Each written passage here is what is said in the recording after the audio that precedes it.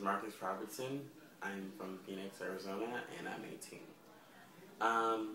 I heard about this project through a friend, and I immediately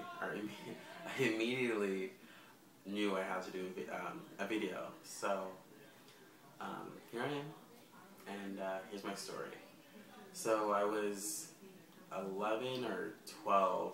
I was in 6th grade when I started noticing I had an attraction towards guys, and it was scary for me because when I was young, I was very religious. I was a Christian, and I was always going to church, and I was reading my Bible all the time, and I was just very into the church and stuff. And so when I started feeling these things towards guys, I was scared, and I thought I was gonna go to hell. Just feeling these feelings. I thought I was gonna go to hell, and I would cry over it, and it was scary. It was very scary, and I had no one to turn to. I didn't know anybody that was gay. I didn't know any family members I could go to, because if I did, I didn't know what they would say, or I didn't know what, like, they would love me anymore. It was very scary, and so I just kind of kept it to myself, and keeping it to myself was very hard. I did stupid stuff. I don't know. What I did to cope was I was a bully. I was very mean, and I'm not usually a mean person. I'm definitely not mean. Like, if you knew me, I'm the nicest person. Oh, I'm kind of the nicest person ever. And so people started noticing. I was like, what the hell? What's going on? Like, you're not like this. And so over the longest time, people were like, what the hell's going on? And I didn't tell them because, I didn't want my secret to be out. And so by the time 7th grade came, I remember I had this one friend, and well, he was not really a friend. He was gay, and I talked to him, kind of.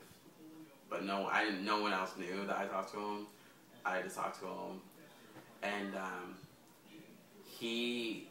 I didn't tell him I was gay, but he told me to call this number, and I called. It was like a hotline for kids or gay kids or whatever. I don't know. It was kind of like the Trevor Project, and I'm like, how you can call and you can get help. And I called that, and I remember I was on this phone for like 4 or 5 hours just talking to this one guy, and he like helped me out so much. Like, he told me that like gay is not a sin, and you're a good person, and he was just like telling me all these things, and he said it so well, and oh, it's raining. But anyways, I'm in Arizona, and like we're having like the rain season. I don't know, whatever, but it's raining. Yeah. But anyways, so yeah, we talked for like so long, and he just, how he told me and how he talked to me, it just, I felt comfortable, and I'm like, okay, like this might be not as bad as I thought it was. And so, and I kept on calling, and I talked to other people, but I remember him, like, he stood out. And so this is how I came out with my mom, at least. So like one night I was at home, and I was on the phone with my boyfriend, and he was singing me a song, a love song. I don't remember what song it was, but I remember he was singing me a love song, and I didn't have a cell phone, so we were all on the house phone. And my mom picked up the other line, and she was hearing this guy singing to me. He was like saying I love you, just saying all these things. And so I kind of heard something on the other line, so I immediately hung up, and my mom told me to go to her room, so I went to her room. And she sat me down, we talked, and she's just straight out said, "Are you gay?"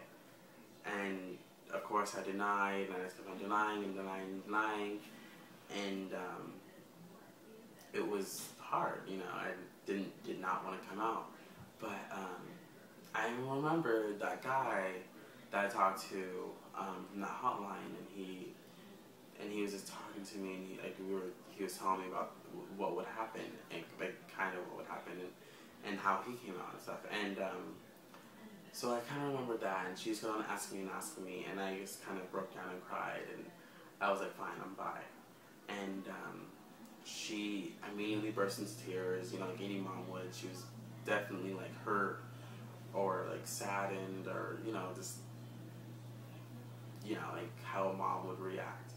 And it was definitely weird between us for a couple of months, and it got so much better, like way better. Like me and my mom are so close. Like we talk about guys. It's so weird now because like we talk about guys all the time, and we're like weird, and like she knows all my boyfriends and she meets them, and it's weird now. But yeah, for a couple months it was definitely hard on us, and she didn't tell anybody, and I didn't tell anybody. She was like the first person that knew, and so for the longest time,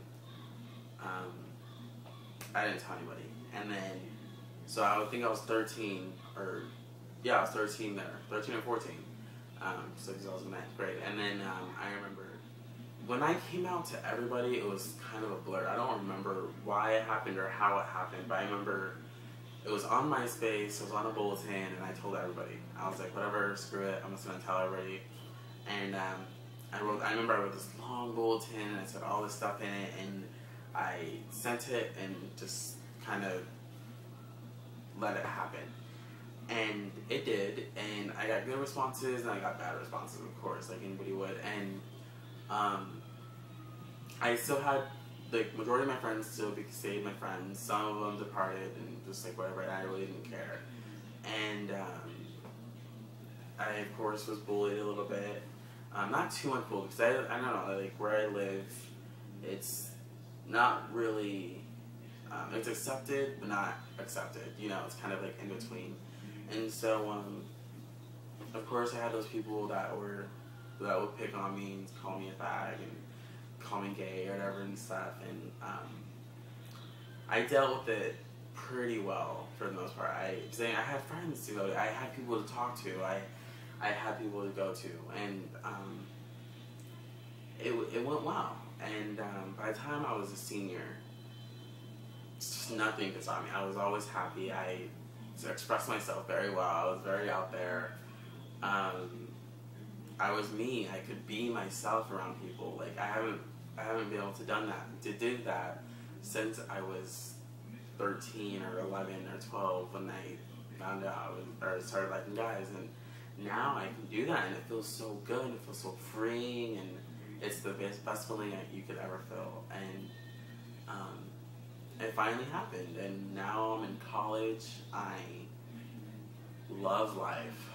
I'm so happy right now. There's nothing else that can make me sad. I'm following my dreams. I'm doing everything I want to do. I'm just happy right now, and there's nothing that can stop me. And I know that it'll get better for you, because it definitely got better for me. And if you wait just a little bit longer, or a year or two, I know it seems long, but high school goes by fast, like so fast.